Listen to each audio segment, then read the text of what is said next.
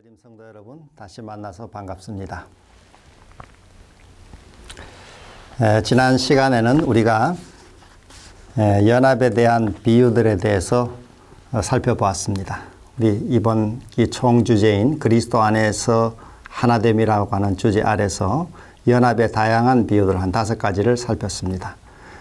오늘은 우리 갈등이 일어날 때라고 하는 주제로 같이 공부를 하겠습니다. 우리 연구 범위는 그 위와 같고 제가 기억절의 말씀을 읽어보겠습니다. 누구든지 그리스도와 합하기 위하여 침례를 받은 자는 그리스도로 옷 입었느니라. 너희는 유대인이나 헬라인이나 종이나 자유인이나 남자나 여자나 다 그리스도 예수 안에서 하나이니라. 참 바울의 참 귀한 비유죠. 우리가 예수님을 믿고 침례를 받을 때 우리는 그리스도로 옷을 입는다 이렇게 했습니다. 성령으로 충만케 되고 또 우리가 그리스도로 마치 옷을 입은 것처럼 우리 삶 자체가 그리스도의 몸이 되고 또 소유가 되는 것을 말하고 있습니다. 그렇게 된 우리는 이제는 그리스도 없던 이전의 삶에서는 뭐 유대인과 이방인 이런 민족적 편견이 있었고 또 종과 또 어떤 이 상전 이런 신분의 구별이 있었고 또 남자와 여자 이런 성의 어떤 차별도 있었습니다마는 그리스도로 옷 입은 우리 모두는 이제는 하나님의 권속으로 우리가 다 이제는 하나가 되었다고 하는 이 놀라운 선언입니다. 요즘 이렇게 남성 여성 간에 이렇게 대등한 또 아직도 그렇지 못한 부분도 있습니다마는 이렇게 이제 대우를 또 같이 하게 되는 일들이 근년에 일어난 일들입니다. 미국도 초기에는 여성들에게는 선거권이 없었습니다. 차별이 아주 심했죠. 그 긴 정말 이 세월 속에 근년에 이르러서야 이런 남성 여성의 차별이 좀 사라지는 이런 일들이 생겨났는데 벌써 2000년 전에 이런 편견이 아주 심하던 그때 남자 여자 다 하나다. 종과 자유인 하나다. 유대인들이 이방인에 대한 편견이 아주 심한 그때 유대인과 이방인은 다 하나다. 헬라인이나 다 하나다. 이렇게 선언한 선언은 정말 이 영적인 영감과 계시를 통한 탁월한 이 선언이라고 할 수 있습니다. 그 당시에 이것이 다 이루어지지는 못했겠지만은 그러나 이런 선언이 그 당시에 이미 이루어졌던 것입니다. 오늘은 이러한 갈등 요인들을 몇 가지 살펴보도록 하겠습니다. 서론에 보면은 우리가 침례를 받았다 하는 것은 아까 읽은 말씀처럼 그리스도로 옷 입는 것이죠. 그리스도와의 연합을 말합니다. 그분의 죽음, 장사, 부활에 다 연합하는 것이죠. 로마서 6장 3절로 5절에. 그렇게 해서 이제 주님의 이 자녀가 된 우리는 주님 안에서 모두가 다 하나가 된다 하는 이 놀라운 선언 함께 살펴봤습니다. 그런데 초기 교회가 이러한 위대한 선언에도 불구하고 우리 살아가는 삶의 현실은 늘 이상과 일치하지 않는 것이 현실이죠. 그래서 초기 교회 안에서도 그 오순절의 큰 부흥으로 생겨난 초기 교회 안에서도 내부에 대립이 있었고 갈등이 있었고 서로의 또 어떤 뭐 차별이 또 생길 때도 있고 그래서 항상 이 분열과 갈등이 생겨났습니다. 이런 문제를 초기 교회는 어떻게 해결했는지 이번 질과를 통해서 같이 살펴보겠습니다. 우리 일요일 소지에 민족적인 선입견 하는 주제를 보시면 거기 위에 성경 구절에 그때 제자가 더 많아졌는데 헬라파 유대인들이 자기의 과부들이 매일의 구제에서 빠짐으로 히브리파 사람을 원망했다 이렇게 합니다. 이 사도행전 6장 1절로 4절에 보시면은 이 초기 교회가 이 서로 좀 차별 문제로 이렇게 갈등이 일어나는 것을 볼 수 있습니다. 그 참 우리는 이상적인 교회라고 생각하죠. 우리 사도행전 2장에 유무상통하고 또 4장에도 역시 서로 필요를 나눠주고 자기 소유를 다 내놓고 또 바나바는 자기 땅을 다 내놓고 뭐 그렇게 하는 헌신의 아름다운 모습이 이 초대교회의 아름다운 모습입니다마는 그러나 우리 전에 공부한 5장의 아나니아 삽비라가 탐욕을 품는 일도 나오고 오늘 6장에는 이 과부들을 구제하는 일에 헬라파 과부들이 늘 좀 이렇게 차별을 받았다고 이제 항의하는 모습이 나오기도 합니다. 이렇게 사람이 사는 세상, 또 이 교회는 늘 이상적인 모습만 있는 것은 아닙니다. 이 죄의 세상이 있는 한, 다시 말해 사단이 존재하는 한, 그리고 우리의 이 죄된 본성이 남아있는 한, 이 사람 사는 세상은, 교회도 역시 항상 문제와 갈등이 있을 수가 있습니다. 그래서 이 교회 안에 논쟁이 기독교 역사에는 있어 왔습니다.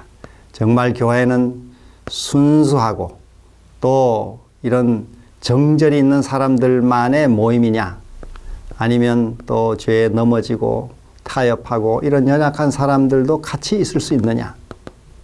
거기에 대해서 어거스틴은 우리 가라지의 비유를 가지고 교회 안에는 곡식도 있고 가라지도 같이 있다.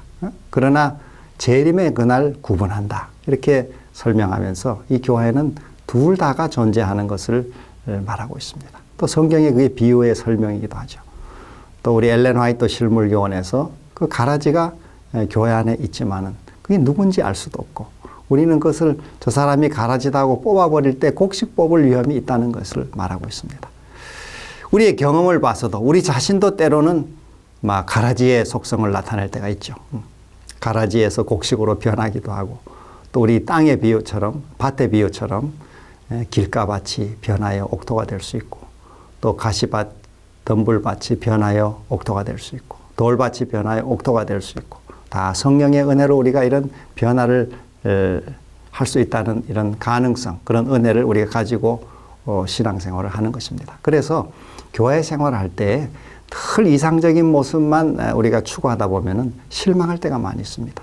그렇다고 해서 교회가 모든 불의와 죄를 그저 묵인하고 내버려둬라, 그런 것은 아닙니다. 이 초기 교회도 이런 갈등이 일어났을 때 어떻게 해결을 했는가. 여기 이제 이런 대립에 대해서 초기 교회는 이 사도들이 즉시 이 문제를 처리하고 다뤘습니다. 그래서 사도행전 우리 6장 4절에 보면 너희가 지혜가 충만하고 또 칭찬 듣는 사람 7을 택하고 우리는 기도하는 것과 말씀 전하는 일에 전무하겠다, 이렇게 해서 역할을 나누게 됐습니다. 그래서 그 문제를 해결했습니다. 스데반을 비롯한 신실한 성령과 지혜가 충만한 7사람을 집사로, 7집사로 선택해서 그 사람들에게 그런 여러 교회의 실제적인 일들을 맡기고, 사도들은 말씀 전하고 기도하는 일에 영적으로 이 초기 교회를 끌어가는 일에 헌신한 것입니다. 그래서 교회 질서가 또 세워지고 이것이 교회의 큰 축복이 되었습니다. 이 비슷한 예가 구약 출애굽기 18장에 보면은 이도로가 모세를 방문했더니 모세가 하루 종일 백성을 재판하는 데 아주 시달리고 있는 것을 보게 됐습니다. 그래서 그가 모세에게 자문한 것이 바로 백성들에게 율례와 법도를 가르치고 또 갈 길과 할 일을 가르치고, 그리고는 이 여러 제덕을 겸비한 사람을 택해서 천부장, 백부장, 50부장, 10부장 이렇게 그 능력에 따라 일을 처리하도록 위임하라, 이렇게 했습니다. 그리고 그들이 처리하지 못하는 것만 당신이 처리하라. 그 어린 아이들까지 합하면 200만이나 되는 모든 사람의 문제를 모세 혼자 처리한다는 것은 불가능한 일이고, 모세가 그 일을 다 하다 보면은 그 자신이 과로로 죽을 수밖에 없는 그런 그 부담을 안게 되는 것입니다. 오늘날도 이 교회 안에서 하나님께서 그래서 다양한 은사를 주시고 또 여러 직분을 이렇게 세우신 것은 이러한 갈등의 문제를 해결하는 중요한 한 방법이 되고 있는 것입니다. 그러나 그 다양한 직분이 신분의 차이를 가리키는 것은 아닙니다. 기능의 차이를 가리키는 것이죠. 기능의 차이.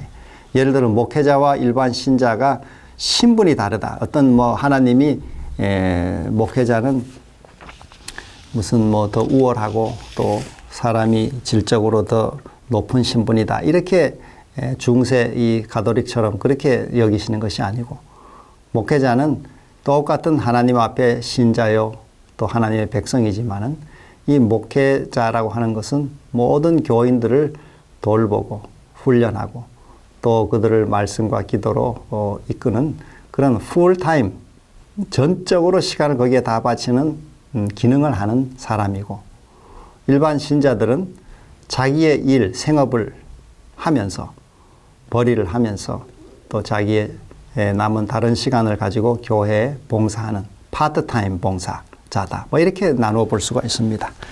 결코 이것이 어떤 뭐 신분이나 사람의 어떤 그 차이를, 그 신분적 차이를 가져오는 것이 아니라고 하는 것을 우리가 기억할 필요가 있고, 목회자는 목회자대로 자신의 신분이 뭐 교회에서 더 교인들 위에 군림해야 된다 이렇게 생각하면 잘못 생각하는 것이고, 또 신자들은 또 내 자신은 뭐 아무것도 아니다 이렇게 생각하면 안 되고, 우리도 다 왕 같은 제사장으로, 신약에는 우리가 모두가 다 제사장이라고 말씀하고 있습니다. 그래서 우리가 어떤 사람이 질문을 할 때 지금 우리 교회 제사장이 누굽니까? 이렇게 할 때 목사님입니다 이렇게 하는 대답은 신약 시대에는 답이 틀린 답이죠. 구약 시대에는 레위 제사장이 제사장이었어요. 그러나 신약에 와서는 그리스도 안에서 모두가 다 택하신 족속이요, 왕 같은 제사장이요, 거룩한 나라요, 그의 소유된 백성이라 이렇게 했습니다. 그래서 분야에 뭐 장사를 하는 분들은 상업으로서의 제사장 역할을 하는 것이고, 농사를 하는 분은 또 농부로서의 제사장 역할을 하는 것이고, 각자가 다 자기 분야에서 하나님의 제사장으로 이웃을 위해 중보하고 또 하나님의 이 사업의 일을 감당하는 것입니다. 이렇게 아름답게 연합하는 교회는 우리 아가서 6장 10절의 말씀처럼 달같이 아름답고 해같이 밝고 기치를 벌인 군대같이 어미한 그런 아름다운 교회가 될 것입니다. 우리도 이런 그 교회 안에 혹 갈등이 일어날 때 이렇게 역할들을 위임하고 나누어서 해결하는 하나의 지혜를 얻을 수가 있겠습니다. 둘째 날에는 이방인들의 회심이라고 하는 주제인데, 여기 보시면 하나님께서 깨끗하게 하신 것을 내가 속되다 하지 말라 하더라. 사도행전 10장 15절. 이 사도행전 10장에는 참 이 베드로가 희한한 환상을 보게 됐습니다. 이 초기 교회 신자들, 초기의 신자들은 대부분이 유대인이었습니다. 12제자가 다 유대인이었고, 바울도 유대인이었고, 그래서 초창기에는 이제 이 제자들이 다 유대의 이 의식, 전통을 그들이 따라오던 그 생활을 그대로 예수님을 믿은 이후에도 아마 많이들 이렇게 가지고 있었죠. 유대교 신자들이, 유대교 그리스도인들은 할례를 한다든지 의식을 존중하다든지 절기를 존중한다든지 이런 그 신앙의 이 전통을 늘 가지고 있었습니다. 그런데 오순절 성령 강림 이후에 하루에 3,000명씩, 5,000명, 수만 명, 많은 이방인 신자들이 급증했습니다. 그러자 이제 이방인들이 들어오면서 그들은 이 예수님의 복음을 듣고 들어왔는데, 들어와 보니 이제 유대인들이 자기들에게 할례를 요구하고 여러 의식을 지키도록 요구하는 것 때문에 이제 갈등이 생겨나게 됐습니다. 그래서 이것이 아주 매우 심각한 분쟁의 요인이 되게 된 것이죠. 이 문제를 처리하는 데 있어서 하나님께서는 베드로에게 환상을 보여주심으로 그 문제에 대한 이 바른 또 하나님의 그 가르침을 주셨죠. 새로운 개념을 갖도록 주셨습니다. 사람이 한번 먼저 가지고 있는 고정관념을 바꾸는 것이 참 어렵습니다. 그래서 때로는 이 전통 또 전통 개념을 가지고 새로운 아주 심각한 싸움도 벌어지고 분열이 벌어지기도 합니다. 그런데 하나님께서는 이 증가하는 이방 신자들을 다룸에 있어서 베드로, 이 지도자 되는 베드로에게 새로운 개념을 갖도록 하나님이 이 특별한 환상을 통해서 보여주셨는데, 그 환상은 무엇인가 하면은 하늘에 네 귀가 이렇게 달린 메인 그 줄이 내려오는데, 그 큰 보자기 안에 각종 이 부정한 짐승들이 가득 들어있는 것입니다. 그런데 하늘에서 음성이 나기를 베드로에게 그걸 잡아 먹으라 이렇게 했습니다. 이 베드로는 유대인으로서 그런 부정한 음식을 먹지를 않았죠. 하나님의 명령의 음식법, 레위기의 그 음식법에 그 먹지 못하도록 되어 있습니다. 그러니까 유대인들은 이것이 오랜 전통으로 그렇게 먹지 않아 왔는데, 그걸 먹으라 그러니까 먹을 수가 없는 것이죠. 기어다니는 거, 뭐 거기 온갖 부정한 어떤 뭐 돼지도 들어 있었을 것이고, 뭐 뱀도 들어있었을 것이고 뭐 그런 걸 먹으라 이렇게 하니까 먹을 수가 없는 것입니다.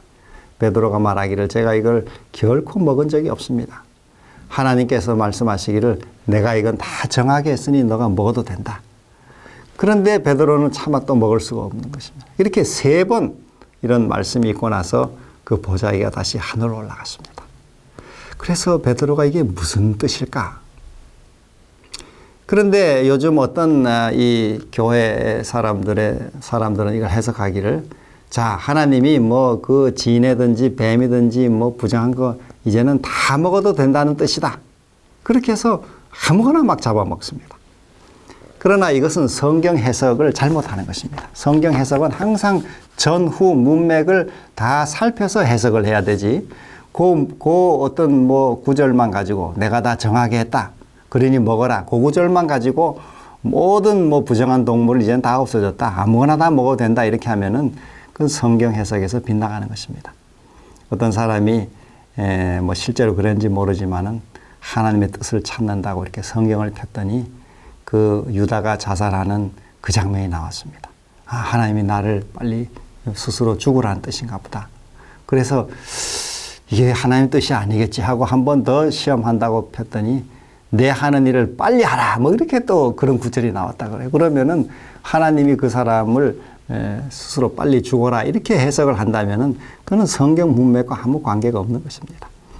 오늘 여기 사도행전 10장에 베드로가 본 환상은 뭐 부정한 음식 이젠 다 없고 아무거나 먹어도 된다 이런 뜻이 결코 아니고 그 문맥 자체가 아까 말씀드린 대로 이방인들이 급증해 들어오면서 이방인 신자들과 이 유대 신자들 간의 갈등의 문제가 있었는데 할례도 해야 되고 이방인들은 뭐 유대인들이 항상 이 개 취급하는 이 부정한 동물처럼 생각하고 있던 그들의 개념을 깨기 위해서 하나님께서는 결코 그들이 이 구원의 백성으로 들어오는데 걸림돌이 되지 않도록 유대인들의 마음을 고치도록 이 환상을 주신 것입니다. 편견을 버리도록. 이것이 그 환상의 목적이죠. 이방인들에 대한 편견을 버리라. 너희는 그들을 마치 어떤 천한 동물처럼 생각하는데 그렇지 않다. 하나님은 누구나 유대인이나 이방인이나 편견을 갖지 않는다. 악인이나 선인이나 가리지 않고 비를 내려주시고 해를 비춰주시는 하나님께서는 너희 유대인들을 사랑하듯이 이방인도 똑같이 사랑하시고 단지 너희들에게 먼저 구원의 기별을 맡긴 것이지 그 맡긴 기별을 나눠줌으로 함께 구원 얻으라고 하는 것이지 너희가 마치 신분이 더 높고 뭐 특별한 백성이고 저 사람들은 천하고 낮은 백성이라는 개념을 가지면 안 된다는 것입니다. 아까 우리가 뭐 성직자와 일반 신자 간의 그런 차이가 없듯이 하나님은 유대인이나 이방인이나 다 하나라고 다 하나님이 만든 피조물이요 다 구원하기를 원하시는 대상들이라 하는 것입니다. 그래서 유대인들이 가졌던 이 고정관념을 깨도록 이 환상을 주신 것입니다.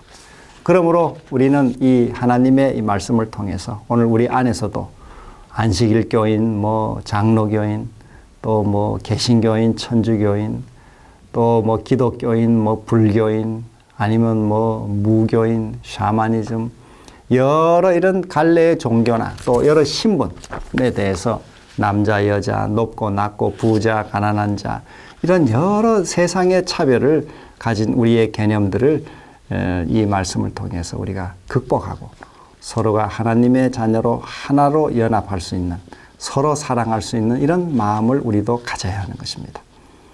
우리 이 전통적으로 재림교회는 예언을 공부하면서 일반 뭐 개신교회나 또 특별히 천주교회에 대해서 작은 뿌리다 또 바벨론이다 이렇게 최후의 그런 일이 있는 것은 사실입니다. 그리고 또 이 가톨릭의 그 고위 지도자들 중에 고의로 이 알면서 계명을 바꾸고 그렇게 가르치는 사람들이 있는 것이 사실입니다만은 그러나 일반 여러 신자들에 대해서 우리가 편견을 가지고 이 사람들은 뭐 진리를 좀 모르는 뭐까지는 좀 모자란 사람들이다. 또 뭐 바벨론이다. 또 구원이 없는 사람이다. 또 뭐 작은 뿔 세력이다. 이렇게 우리가 편견을 가지고 대하는 것은 삼가야 되리라고 생각합니다. 오늘 이 공부처럼 우리가 이웃들을 대할 때 우리가 마음을 열고 또 우리가 다 서로 사랑해야 되는 형제들이라고 하는 사실을 가지고 우리가 그들에게 더 밝은 빛을 우리 가진 것을 나눠줄 수 있는 마음을 가지고 또 교제하고 또 서로 바른 길을 찾아가는 노력이 필요합니다. 물론 그 상대들이 우리에 대해서 편견을 가지고 배척하는 것을 우리가 억지로 고칠 수는 없겠지만은 그러나 우리가 열린 마음으로 다가갈 때 많은 이런 좋은 교제가 이루어지고 또 구원의 역사가 이루어지고 또 하나님의 이 교회에 대한 많은 그들의 오해도 편견도 해소될 수 있는 길이 있으리라고 보여집니다. 우리 그 다음에 이러한 일을 통해서 우리는 또 너무 상류층 사람들은 배척하지 말고 이 고넬료 구원받듯이 상류층을 위한 이 전도에도 힘을 쓰라고 우리 여기 말씀에도 나와 있습니다.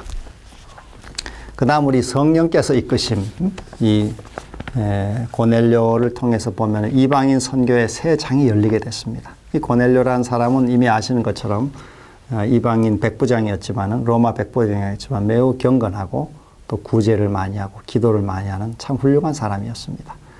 그래서 하나님께서는 이 고넬료에게 환상을 통해서 베드로를 초청하게 하시고 또 그가 가진 신앙을 더 밝은 이해로 이끌어 주시는데 베드로를 사용하셨습니다.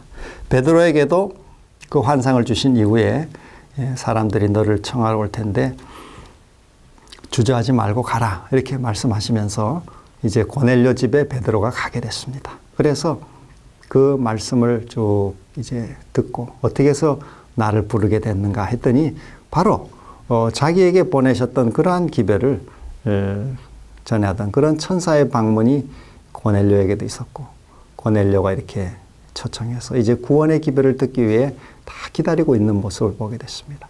또 베드로 이렇게 말씀을 전할 때 성령이 임해서 그 듣는 모든 사람에게 하나님의 역사가 나타나게 된 것이죠. 그래서 그들에게 다 침례를 베풀게 됐습니다. 이렇게 믿고 침례를 받는 일에 우리가 주저할 게 무엇이냐. 하나님이 구원 얻는 회개를 이방인들에게 주셨구나. 이런 분명한 증거를 베드로가 보게 된 것입니다. 이 베드로의 삶에도 정말 이게 참 놀라운 변화죠. 그 자신의 경험에서 전혀 생각하지 못했던 일들이 일어난 것입니다. 하나님은 때로 우리가 가진 이 고정관념을 넘어서는 일들을 하심을 보게 됩니다. 그래서 이러한 소식이 이제 퍼져나갔더니 이 또 그 직접 목도하지 못했던 유대 신자들은 이 베드로가 이방인 집에 들어가서 같이 먹고 뭐 이렇게 했다고 하는 사실이 그 당시 유대법으로는 매우 용납하기 어려운 일이었습니다. 그래서 몹시 유대인들은 분노하고 아주 신랄한 비난을 퍼부게 된 것입니다. 그래서 베드로가 이것을 해명하게 됐습니다. 그 모든 사실을 차근차근 해명했더니 그 성령이 똑같이 임하는 걸 내가 이렇게 경험했는데 이걸 어떻게 거부할 수 있냐. 하나님께서 하신 일이다. 또 환상도 내가 그렇게 보고 그래서 이렇게 겸손하고 온유하게 대답함으로 그 이 문제들을 분열들 또 이런 여러 이 갈등들을 위험 요소들을 제거하는 것을 보게 됩니다. 때로 교회 안에 이런 하나님의 은혜를 먼저 체험한 사람들이 있을 때 이 나중 체험한 사람들이 나중에 그 알게 되는 사람들이 그 경험이 없을 때는 오해를 하게 되고 또 그것 때문에 분열이 생길 수도 있고 싸움이 생길 수가 있습니다만은 이러한 때 베드로가 또 바울이 바나바가 차근차근 이렇게 설명하던 그런 온유한 태도로 하나님의 역사를 설명함으로 이 분열을 방지하고 또 연합을 도모하는 그런 이 모습을 우리가 배워야 될 것입니다.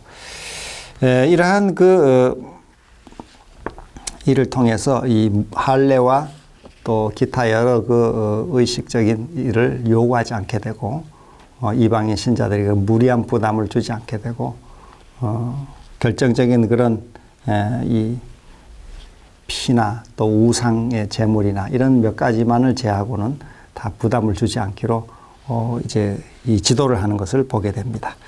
이러한 그 거룩과 부정에 대해서 앞서 말씀드린 대로 우리 이방인들은 어떤 장소 또 공간 또 어떤 사물 사람 자체의 거룩을 자꾸 부여하다 보니까 그런 오해를 갖게 된 거고 또 유대인들도 마치 자기들만 거룩하고 또 자기들의 성소 자체의 어떤 뭐 거룩이 거기서 묻어 나오는 것처럼 또 생각하고 이렇게 하는 이 개념이 다시 수정될 필요가 있는 것입니다. 이방인도 하나님께서는 거룩한 백성으로 부르시는 거죠. 하나님을 믿고 하나님과 연결될 때 우리는 거룩하게 될 수 있는 것입니다. 그러나 아무리 먼저 부름을 받았고 또 재림교회 교리를 다 안다 할지라도 하나님과 관계를 맺지 못하고 형식적인 신앙에 머물게 된다고 하면은 그 자체에 거룩이 있는 것은 아니라고 할 수 있습니다. 자, 우리 그 다음에 예루살렘 총회가 이제 소집이 됐습니다. 이 문제를 해결하기 위해서 이런 어려운 난제를 해결하기 위해서 총회를 소집했는데 이 총회 소집에서 여러 의견들이 다 나오게 됐습니다. 이렇게 어떤 어려운 문제에 대해서 처리하는 좋은 지혜를 오늘 여기서 우리가 얻을 수 있죠. 오늘날도 이런 문제들이 있을 때 어떤 한두 사람이 결정하는 것이 아니라 하나님이 모아놓으신 교회 또 교회 지도자들로 세우신 이 지도력을 통해서 이런 총회를 통해서 해결하도록 권하는 것입니다. 여기 보면은 이 할례 문제에 대해서도 그렇고 또 여러 다른 이런 이 이방인에 대한 접촉 전도 문제를 다루게 됐는데 여기에 이 해결 방안으로 총회로 모여서 의견들을 다 내고 또 바울과 바나바, 베드로가 또 다 그 이방 전도의 경험을 소개하고 해서 마침내 이 의장격인 야고보가 정리를 해서 자, 이와 같은 것들만 우리가 금하고 다른 것들은 다 짐을 지우지 말자. 이렇게 해서 다 이렇게 합의해서 그 결정을 다시 그 지역 교회들로 전달하는 모습을 보게 됩니다. 이 모습 속에서 우리가 배우게 되는 것은 여기 밑에 성경절의 말씀처럼 이 의논이 참 중요하다고 하는 것입니다. 일찍이 솔로몬은 전도서에서 잠언에서 잠언 15장 22절에 의논이 없으면 경영이 무너진다 이렇게 했습니다. 의논이 참 중요한 요소라고 하는 것을 말하고 있습니다. 또 잠언 20장 18절에도 경영은 의논함으로 성취한다 이렇게 했습니다. 어떤 경영이 이루어지기 위해서는 의논이 꼭 필요하다는 것이죠. 한두 사람의 독단적인 어떤 견해로 이끌어가는 것이 아니라 우리 모두를 지체로 두셨으니 모든 다양한 지체의 역사하시는 그 생각들과 또 견해들을 우리가 서로 모을 때 하나님의 뜻을 더 분명하게 찾아갈 수가 있는 것입니다.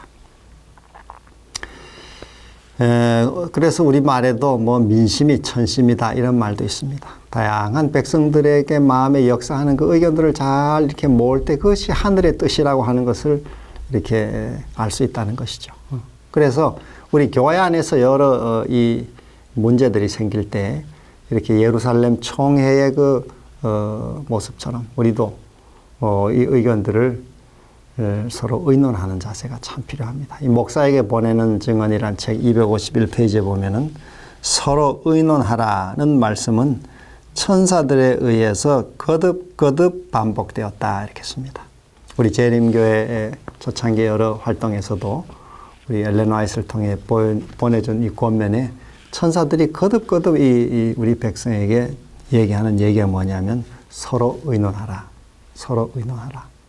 의논함으로 문제들을 해결하도록 권면하고 있습니다. 이 권면이 오늘 우리에게도 잘 실천되고 또 우리 이런 좋은 또 의논함으로 해결하는 경험도 우리가 서로 나누어 보면 좋겠습니다.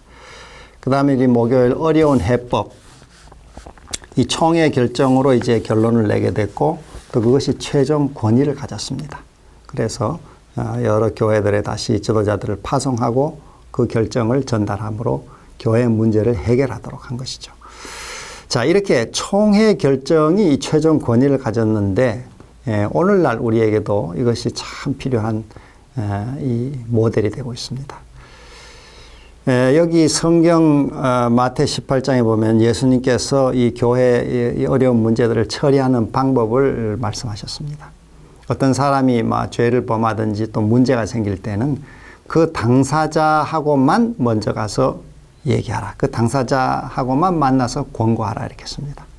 그런데 그 사람이 그 권고를 받아들이고 고치고 돌이키면은 참 고마운 일이고 다행이고, 그러나 그 사람이 자신의 잘못을 인정하지 않고 계속 저항하게 되면은 두 번째 단계로 한두 사람의 증인을 대동해서 권고하라 이렇게 했습니다.